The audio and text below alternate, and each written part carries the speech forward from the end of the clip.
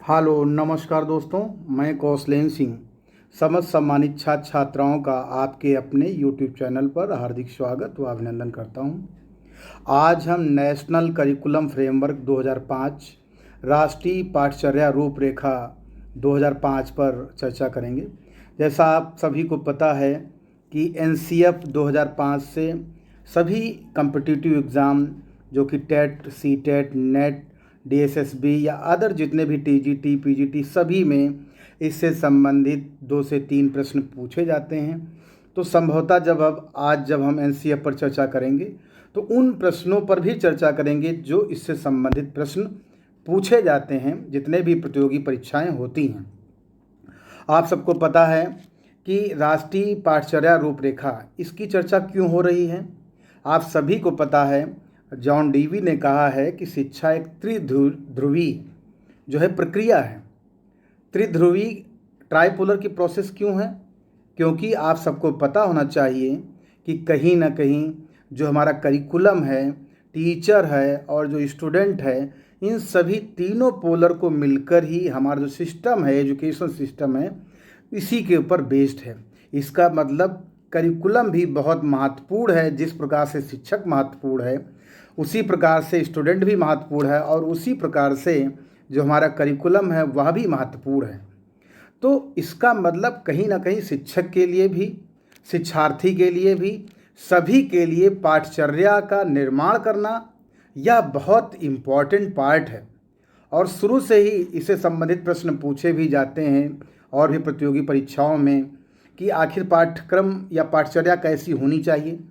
उसे बहुत से ऑप्शन दिए रहते हैं, लेकिन आपको पता होना चाहिए कि जो पाठ्यक्रम है, पाठ्यक्रम सदैव छात्र और छात्राओं की रुचियों पर आधारित होना चाहिए, उनके जीवन से संबंधित होना चाहिए, उनके व्यवसाय से संबंधित होना चाहिए। तभी पाठ्यक्रम जो होता है वो प्रभावी होता है।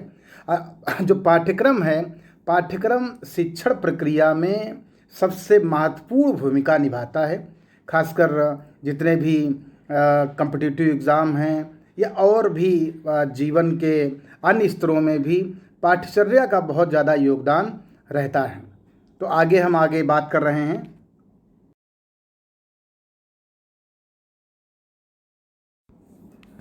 अब हम एनसीएफ को थोड़ा विस्तार से जानेंगे।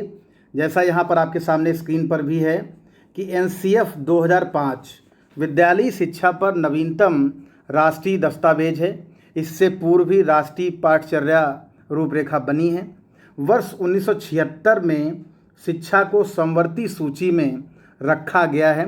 तो यह भी आप जान लें, इससे संबंधित प्रश्न पूछा जा सकता है कि शिक्षा को किस सूची में रखा जाता है। तो शिक्षा को समवर्ती सूची में 1976 के बाद से रखा गया है। तभी से संपूर्ण राष्ट्र में संचालित विद्यालयों में कुछ मूलभूत बातों पर शिक्षा को समानता से लागू करने का चिंतन तीव्र गति से हुआ है। इसके अलावा एक प्रश्न और भी बनता है।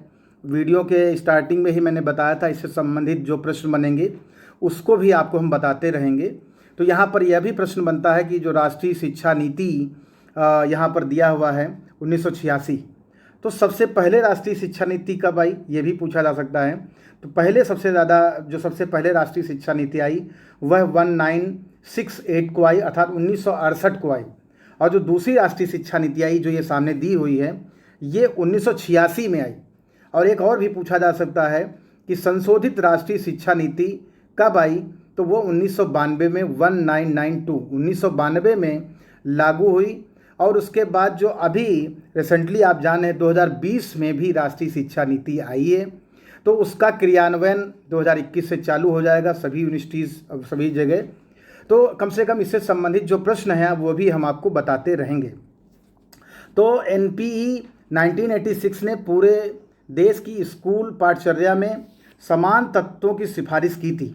राष्ट्रीय स्तर पर राष्ट्रीय पाठचर्या की रूपरेखा 1988 तैयार की गई, किंतु बच्चों पर पाठ्यक्रम व पाठ्य पुस्तकों का भार बढ़ता ही गया। इसलिए शिक्षा के नाम पर बच्चों पर बढ़ते बोझ से मुक्ति दिलाने हेतु 1993 में, इसको भी बता दें हम आपको, ये भी प्रश्न बहुत ज़्यादा पूछा जाता है कि बच्चों पर बढ़ते बोझ से मुक्ति दिलाने हेतु कौन सी समिति का गठन किया गया और किस वर्ष किया गया, तो ये भी ध्यान रखें आप। तो प्रोफेसर यशपाल समिति ने बिना बोझ की शिक्षा पर एक समिति बनाई और 1983 में उन्होंने अपनी जो रिपोर्ट है वो पेश की, और उसका जो गठन हुआ था वो 1992 में हुआ था, और 1993 में प्रोफेसर यशपाल समिति ने बिना बोझ की शिक्षा की जो रिपोर्ट थी वो पेश कर दी थी। तो इस प्रकार से यह भी एक प्रश्न आपको इससे मिलेगा। आगे हम चलते हैं। जैसा अभी हमने आपको बताया कि यहाँ पर प्रोफेसर यशपाल समिति ने जो है बिना बोझ की शिक्षा पर अपना जो है एक रिपोर्ट प्रतिवेदन जो है दिया सरकार को, और उसी के आधार पर जैसे देख रहे हैं राष्ट्रीय शिक्षा नीति 1986 की सिफारिशों के आधार पर प्रति 5 वर्षों में एनसीएफ की पुनर्समीक्षा की बात कही गई। फलतः एनसीएफ 2000 की पुनर्समीक्षा की गई और वर्तमान राष्ट्रीय सरकार ने पुरानी पाठचर्या 2000 की पुनर्समीक्षा कर नई पाठचर्या रूपरेखा निर्माण करने का निर्णय लेते हुए प्रोफेसर यशपाल की अध्यक्षता में राष्ट्रीय संचालन समिति का गठन किया। इसके बाद शिक्षाविद एवं संबंधित विषय विशेषज्ञों के 21 फोकस समूहों की सहायता से राष्ट्रीय पाठचर्या रूपरेखा 2005 तैयार किया गया। इसी पाठचर्या को तैयार करने के लिए जो 21 फोकस ग्रुप बनाए गए वे इस प्रकार हैं, जो आपके सामने यहाँ पर दिया हुआ है कि जो एनसीएफ 2005 ने जो फोकस किया जिन चीज़ों पर, उनके बारे में बताया कि आखिर वो कौन कौन से पॉइंट हैं। यहाँ पर आप देखें, जैसा सबसे पहला कहा गया है यहाँ पर कि शिक्षा का लक्ष्य, पाठचर्या में बदलाव, भारतीय भाषाओं का शिक्षण, अंग्रेजी शिक्षण, गणित शिक्षण, विज्ञान शिक्षण, सामाजिक विज्ञान शिक्षण, आवास और सीखना, कला, संगीत, नृत्य और रंगमंच, हस्तशिल्पों की धरोहर, कार्य और शिक्षा, प्रारंभिक बाल्यावस्था का विकास, अनुसूचित जाति और अनुसूचित जनजाति के बच्चों की समस्याएं, शिक्षा में जेंडर के मुद्दे, शैक्षिक प्रौद्योगिकी, स्वास्थ्य और शारीरिक शिक्षा, विशेष आवश्यकता वाले बच्चों की शिक्षा, शांति के लिए शिक्षा, पाठचर्या, पाठ्यक्रम और पुस्तकें, पाठचर्या नवीनीकरण के लिए अध्यापक शिक्षा और परीक्षा सुधार। तो ये 21 जो है बिंदुओं पर एनसीएफ को फोकस करना था। और उसके बाद जैसा यहाँ पर दिया हुआ है आपको हम दिखा रहे हैं कि पाठ्यक्रम एक ऐसी संरचना है जिसके कारण ज्ञान के भंडार में वृद्धि होती है। यह विकासशील अवस्था में रहती है। समाज में होने वाले परिवर्तन का प्रभाव प्रत्यक्ष रूप से पाठ्यक्रम में दिखाई पड़ता है और पाठ्यक्रम में समयानुसार परिवर्तन ही शैक्षिक उद्देश्यों की प्राप्ति में सहायक होते हैं।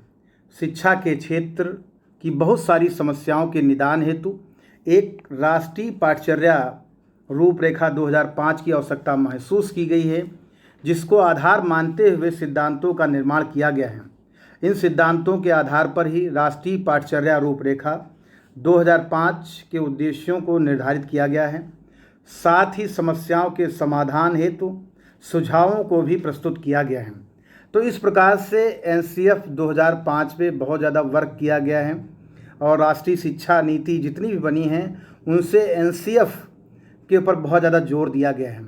अब अगर हम बात करें एनसीएफ की, तो आखिर एनसीएफ की जो हमारी करैक्टरिस्टिक्स हैं उसको भी जानना बहुत ज़रूरी है। तो एनसीएफ जो 2005 थी उसकी आखिर विशेषताएं क्या थी, तो यह भी हम यहाँ पर जान लें।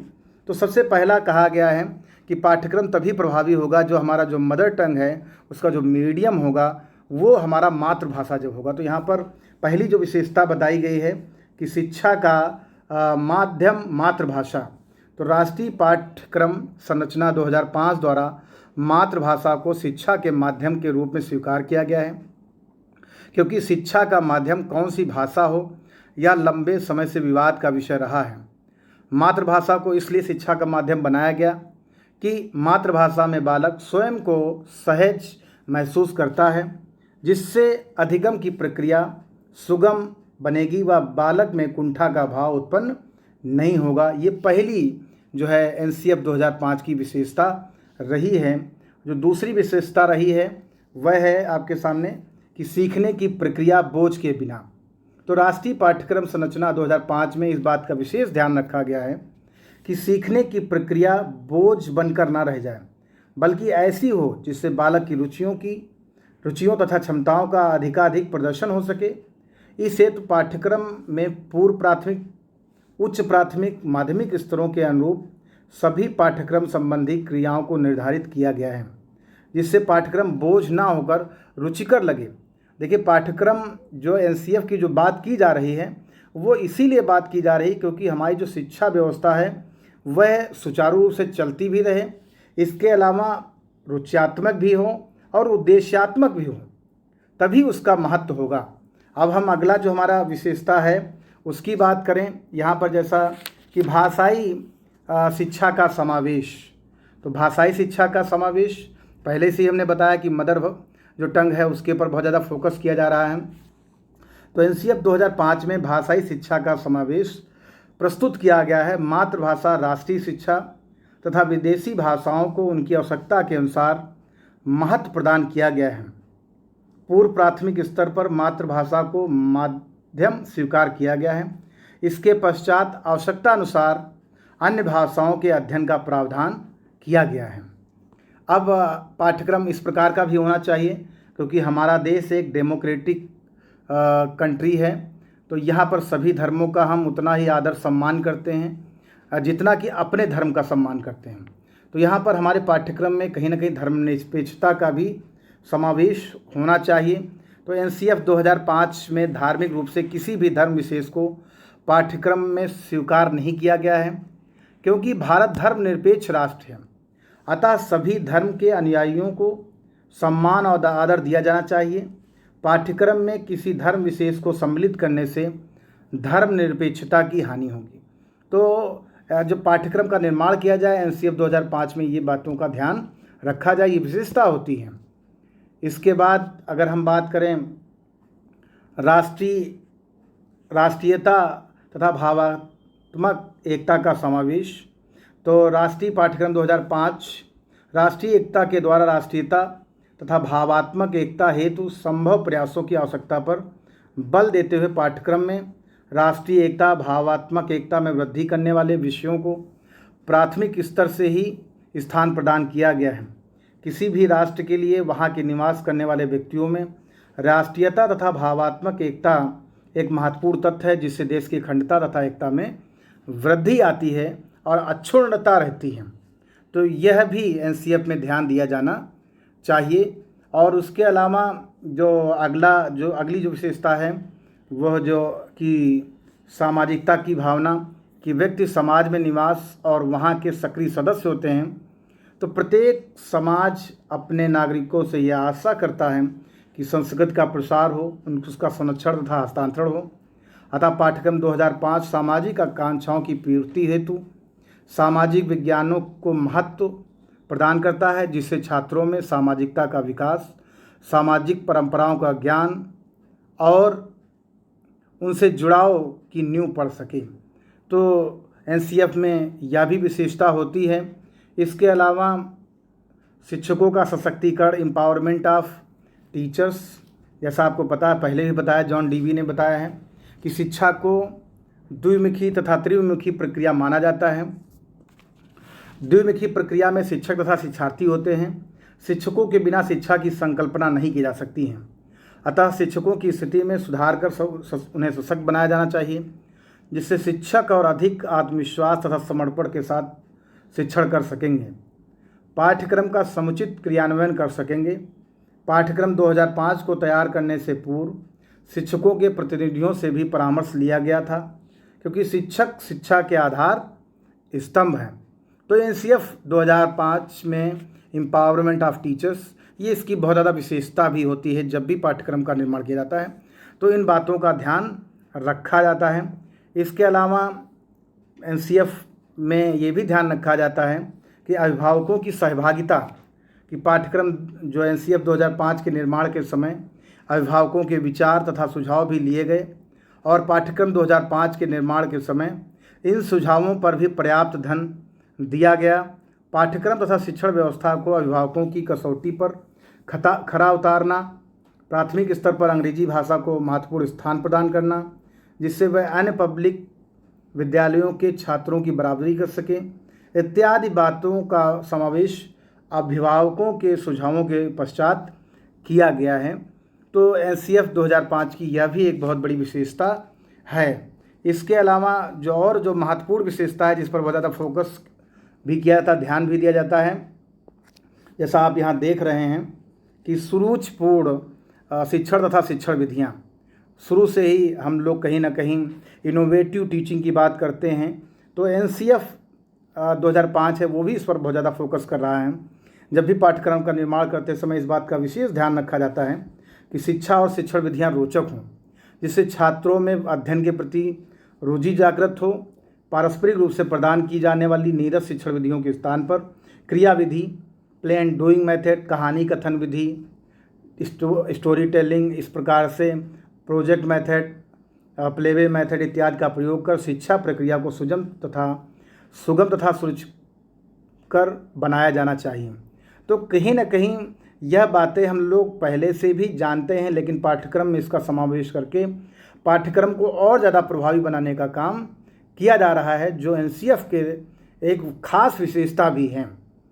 इसके अलावा विद्यालयों की समानता पर भी बल दिया जाना चाहिए।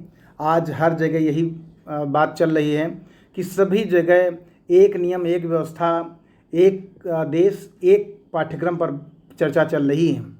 और जैसा कि राष्ट्रीय शिक्षा नीति 2020 आई है, उसमें भी इस बात की बातें बहुत ज़्यादा की जा रही हैं कि समानता पर बल दिया जा रहा है। पर बहुत से यूनिवर्सिटीज़, कॉलेजेस इस बात से सहमत नहीं हैं। उनका कहना है कि नहीं, परिस्थितियों के अनुसार, क्षेत्र के अनुसार हर जगह का पाठ्यक्रम बदल जाना चाहिए। तो ये भी बात है। तो यहाँ पर कहा जा रहा है कि जो एनसीएफ 2005 में ऐसे विद्यालयों पर बल दिया गया है जिनमें एक नियम, व्यवस्था तथा रूप हो, इस प्रकार विद्यालयों की समानता पर बल दिया गया है। इसके बाद जो अंतिम विशेषता यहाँ पर एनसीएफ की बताई जा रही है वह है कि कक्षा कक्ष प्रबंधन, क्लासरूम मैनेजमेंट। तो इसमें भी क्लासरूम मैनेजमेंट पर बल दिया गया है। यदि किसी विद्यालय में भोजपुरी, पंजाबी, संस्कृत आदि के विद्यार्थी अध्ययन कर रहे हैं तो इस स्तर पर शिक्षकों की व्यवस्था किस प्रकार की जाएगी, एक ही शिक्षक विभिन्न मातृभाषा वाले छात्रों को किस प्रकार शिक्षा प्रदान करेगा, इस प्रकार कक्ष प्रबंधन से संबंधित सभी बिंदुओं पर ध्यान दिया गया है। तो जब भी एनसीएफ का निर्माण किया जाता है, एनसीएफ 2005 ये इंस्ट्रक्शन देती रहती है समय समय पर कि जब भी पाठ्यक्रम का निर्माण किया जाए तो इन विशेषताओं का जरूर ध्यान रखा जाए। अब हम जो बहुत महत्वपूर्ण पार्ट भी है उसके बारे में हम चर्चा करेंगे।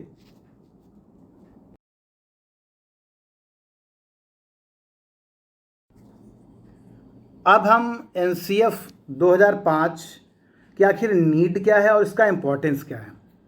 तो एनसीएफ 2005 की आखिर आवश्यकता क्यों पड़ गई। वैसे तो राष्ट्रीय शिक्षा नीति थी, शिक्षा मंत्रालय था, मानव संसाधन विकास मंत्रालय था, राज्यों में अलग से शिक्षा मंत्री थे, शिक्षा मंत्रालय था, लेकिन आखिर एनसीएफ की क्यों ज़रूरत पड़ गई। तो आखिर ये भी जानना ज़रूरी है हमें, और इसका भी अपना एक बहुत आवश्यकता भी है और महत्व भी है, और उसके लिए हमें संक्षेप में देखना भी चाहिए कि आखिर क्यों ऐसा हो रहा है। तो इसके बारे में जैसा आप देख रहे हैं यहाँ पर, हम आपको एक एक करके बताते रहेंगे। तो जैसे यहाँ पर लिखा हुआ है कि शिक्षा की जो त्रिमुखी प्रक्रिया में पाठ्यक्रम का स्थान अत्यधिक महत्व का है। अर्थात त्रिमुखी प्रक्रिया में शिक्षक बालक को एक निश्चित पाठ्यक्रम के द्वारा शिक्षित करता है। यह भी बता दें कि जॉन डीवी ने ये कहा था कि जो हमारा जो एजुकेशन सिस्टम है वह ट्राइपोलर सिस्टम होता है, इसके अंतर्गत स्टूडेंट, टीचर और जो कंटेंट है, करिकुलम है, ये तीनों मिलकर ही पाठ्यक्रम का निर्माण करते हैं। तो यह भी कभी कभी प्रश्न पूछ लिया जाता है।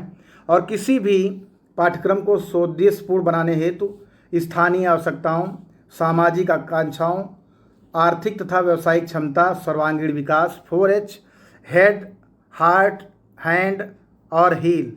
तो कहीं ना कहीं ये 4 बातें इसमें कही गई हैं, इसका भी हमें ध्यान रखना चाहिए।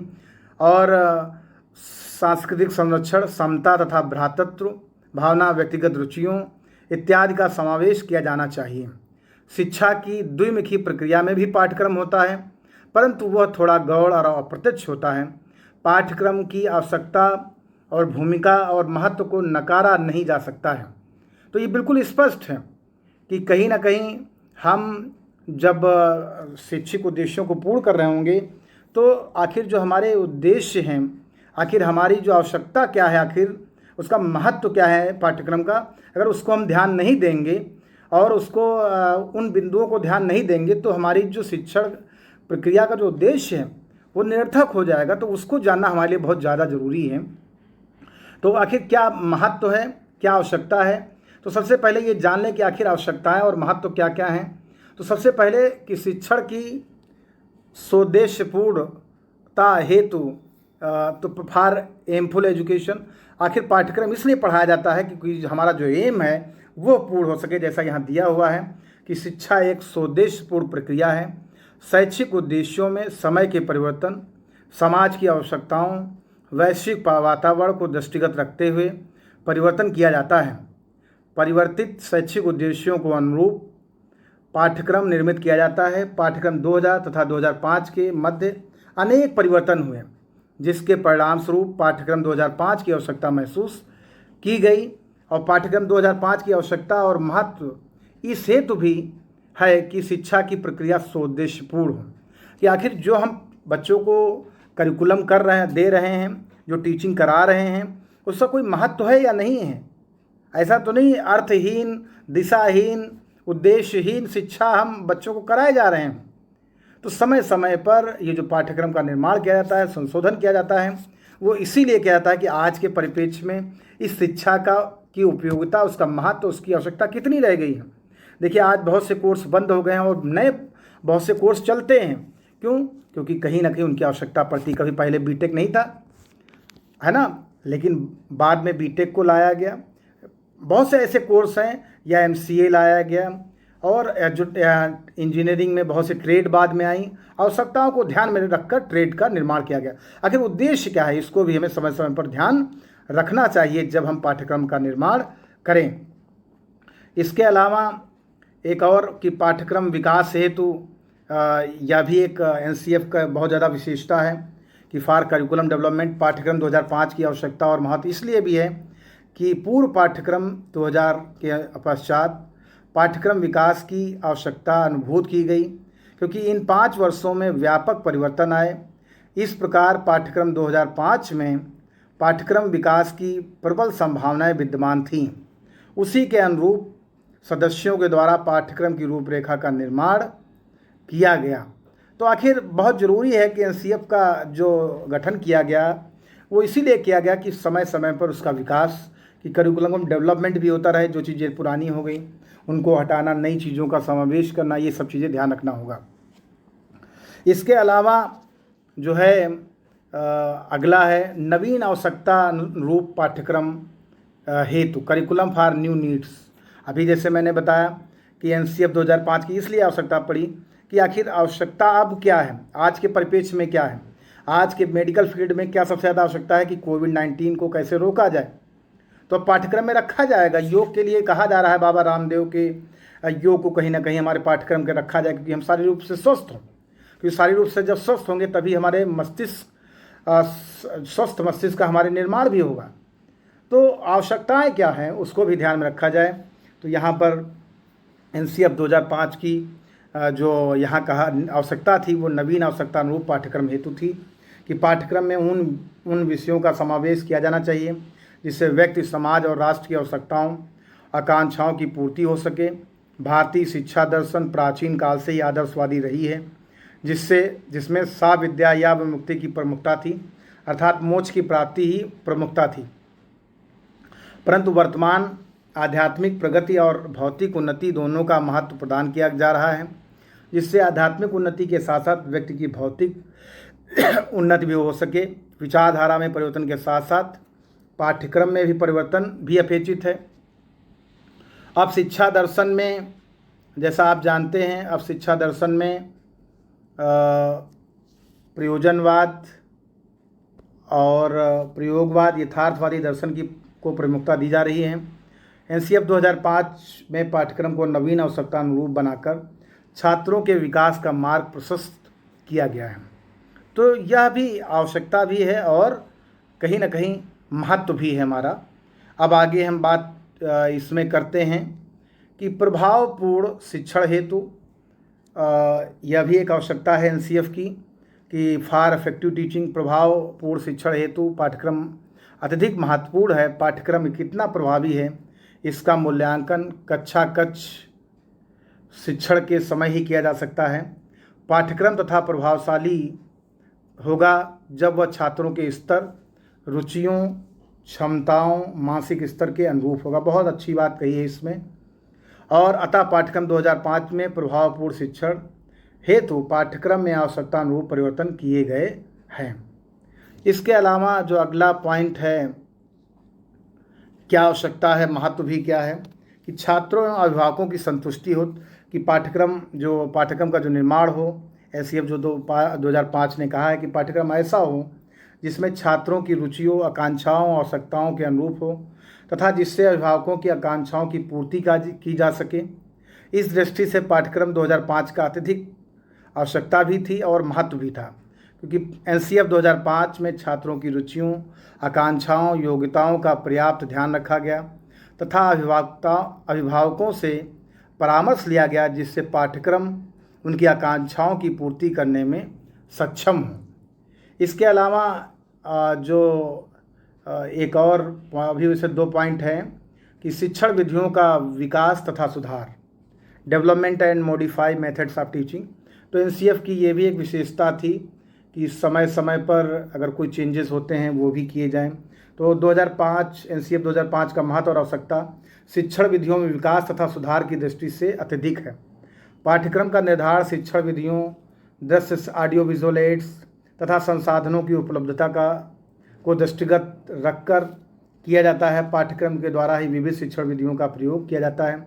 अतः इस क्षेत्र में आने वाली बाधाओं को दूर करने हेतु शिक्षण विधियों में सुधार तथा विकास का कार्य राष्ट्रीय पाठ्यक्रम 2005 के द्वारा किया जाता है। तो ये भी एक बहुत बड़ा महत्व भी है और आवश्यकता भी है एनसीएफ 2005 की। इसके अलावा जो अंतिम यहाँ पर आवश्यकता भी है और महत्व भी है उसके बारे में भी हम आपको बता दें। जैसा यहाँ दिया जा रहा है कि नवीन खोजों तथा तथ्यों का समावेश, inclusion of new research and facts. तो एनसीएफ 2005 के पश्चात शिक्षा के क्षेत्र में नवीन खोजें तथा तथ्य सम्मुख आए हैं जिनका व्यवहारिक रूप से शिक्षा में प्रयोग तथा समन्वय करना अत्यावश्यक था। यह तभी संभव था जब पाठ्यक्रम में इन खोजों और तथ्यों को संशोधन, परिवर्तन कर सम्मिलित किया जाए। अतः इस आवश्यकता की पूर्ति हेतु राष्ट्रीय पाठ्यक्रम संरचना 2005 की आवश्यकता अनुभूत की गई है। तो इस प्रकार से कहीं ना कहीं हम लोगों ने एनसीएफ 2005 की आखिर विशेषताएं क्या थीं, उनका महत्व क्या है, आखिर एनसीएफ 2005 की आवश्यकता क्यों है, तो इन सब पर चर्चा की है। और कहीं ना कहीं आपको हमने एनसीएफ से जुड़े हुए जो भी प्रश्न लगता है कि प्रतियोगी परीक्षाओं में, चाहे प्रथम राष्ट्रीय शिक्षा नीति हो 1968, द्वितीय राष्ट्रीय शिक्षा नीति 1986 1986, संशोधित राष्ट्रीय शिक्षा नीति 1992, प्रोफेसर यशपाल समिति की कहीं ना कहीं जो बच्चों का जो बोझ है उससे रिलेटेड थी, यह भी प्रश्न पूछा जा सकता है। तो इस प्रकार से आखिर जो पाठ्यक्रम है एनसीएफ कब आया, 2005 में आया। ऐसे बहुत से प्रश्न हैं जो मैंने बीच बीच में आपसे डिस्कस किए हैं। तो इस प्रकार से मुझे लगता है कि अगर एनसीएफ आपने इतना देख लिया तो ज़रूर आपको कहीं ना कहीं जितने भी प्रतियोगी परीक्षाएं हैं, चाहे टेट हो, चाहे सीटेट हो, चाहे नेट हो या टीजीटी या पीजीटी एजुकेशन, सभी में इससे संबंधित आपको प्रश्न ज़रूर मिलेंगे। और अगर आप मेरे चैनल पर पहली बार आए हैं तो सब्सक्राइब अवश्य कर लें। अगर आपको मेरा वीडियो पसंद आया हो तो लाइक शेयर ज़रूर करें व बेल आइकॉन को भी प्रेस कर लें, जिससे आपको मेरे नए वीडियो का नोटिफिकेशन व एजुकेशनल अपडेट सबसे पहले मिल सके। धन्यवाद। नमस्कार दोस्तों।